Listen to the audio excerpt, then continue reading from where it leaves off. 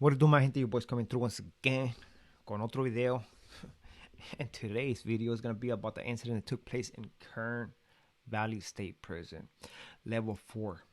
Um, when I tell these stories, man, is from my point of view, from somebody who was inside those walls and somebody who lived that life and went through those struggles through the level 4s and stuff like that, which you cannot compare the level 4s with the lower levels, man. And I'm glad I'm not there anymore and dealing with all that drama that usually comes with those higher levels. Once you hit the lower levels, it's a way different. But what I know about Kern Valley, man, is that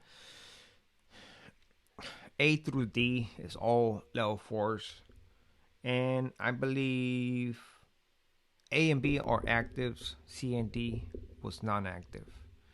Uh, that's how it was when I left prison 2021. I don't know if they have changed anything like that or who knows, but that's what I knew from 2021, man. So let's get to this report, man. And also don't forget to hit the like and comment on the video, por favor, so you can help me push this video. So November 9th, 2024, around 3:19 p.m., officers saw they saw Gregory Clark, 58, OG, man, in his cell with blood on his clothing, right? I haven't seen a report being descriptive, right? We have seen different movies like stabbings and stuff like that, or whatever this was, but they never been described in the sense that he had blood on his clothing and stuff like that. You know, they're talking about we found the victim had blood and stuff like that, and we found a weapon. They never say about the supposedly allegedly the aggressor that he had blood, but this individual had blood in his clothing, right? So staff immediately called for assistance. They hit the button, right? They hit the button, which you don't know how that goes. They usually talk to the guys, look at him, and look at his cell. Man, what happened? And they talk for a little bit. All right, man, I'm gonna hit the alarm, man. They hit the alarm. That's how they do it. But they like they would like to sound hella professional right here. So they did remove Clark without an incident out of the cell. Right? I usually put him in the shower so he can think about it. You know what I mean? Understand that he's going to the hole and do a 3-year shoot term. As for Clark's cellmate, Sally, right? He was a 41-year-old. So the aggressor, or allegedly aggressor, man, he was 58. He was an OG right there, man. It right here tells you, man, do not judge a person by his age or his look. Nearly 60 years old, man. Victimized a 41-year-old man. Damn. Never underestimate nobody. So 41, Darius Swain, Jay Swain. He was, of course, seen unresponsive in the cell, and they wait for medical assistants to intervene right here and do what they have to do, man. Usually, right there, they can tell the guy's unconscious, and they do what they have to do. Usually, when there's something like that, dispensa. When it's something like this, man, do they really do chest compressions? I don't know. I haven't seen this. Maybe they do it. When I have seen people getting stabbed in La Yarda, I don't see them doing chest compressions right there. Maybe when they take them.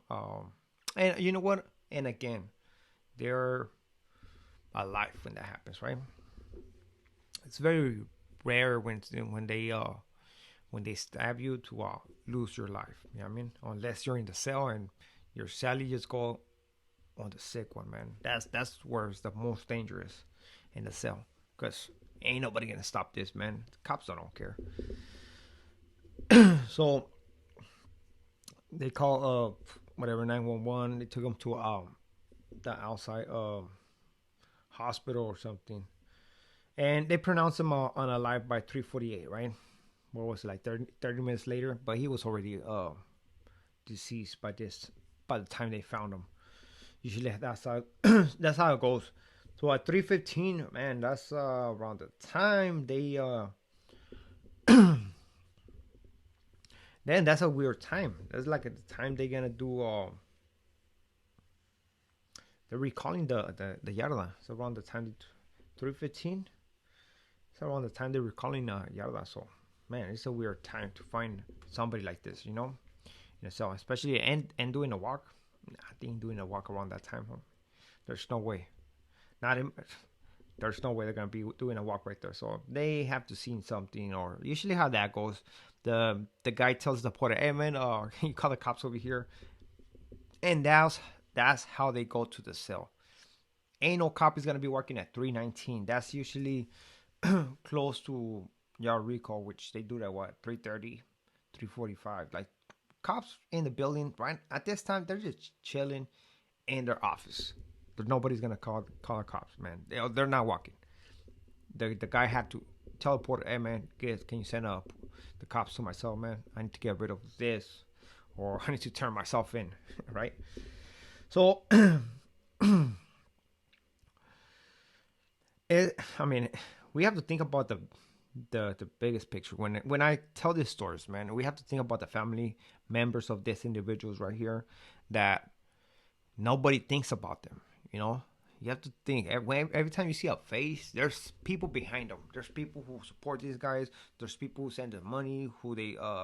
There's people that talk to these individuals through the phone every day or however they do it, right to these individuals. And we shouldn't objectify them just being that's an inmate. Nah, that's a human being, uh, and they have loved ones. They care about them. You know, just imagine that one of those guys can be a one of your family members. You have to think about that, man. And that's the life in prison on some real stuff, man. But let's go ahead and see what's up with these individuals, why they were busted, and how long they've been busted for. So as for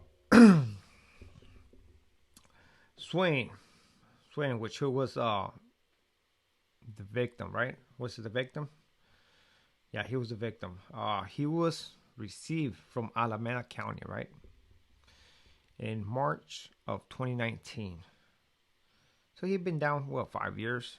You know, apenas comenzó su sentence. So he was sentenced to life without the possibility of parole for human trafficking of,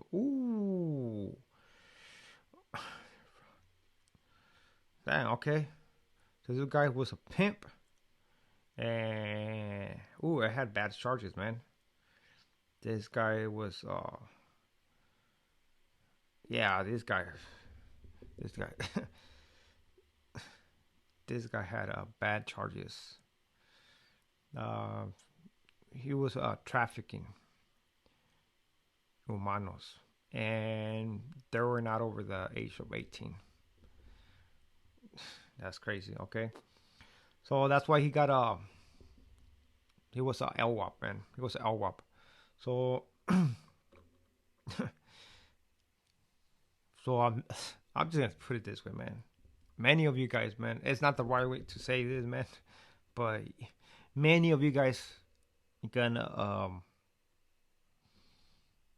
they're not gonna be that sad to hear a story like this. But it is what it is, man.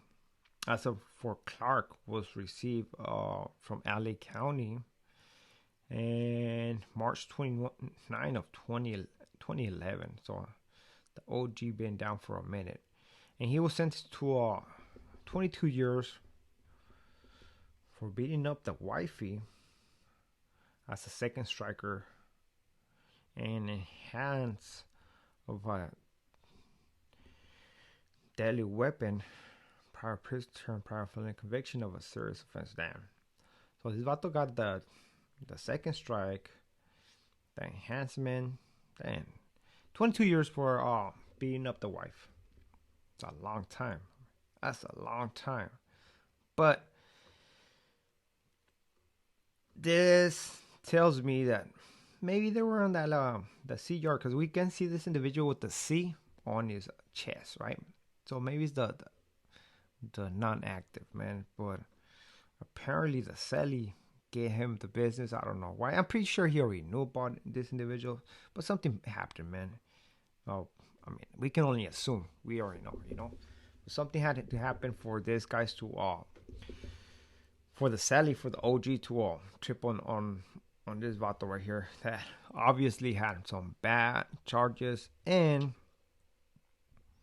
did he really got what he got coming? I can't say it. Only you guys, man.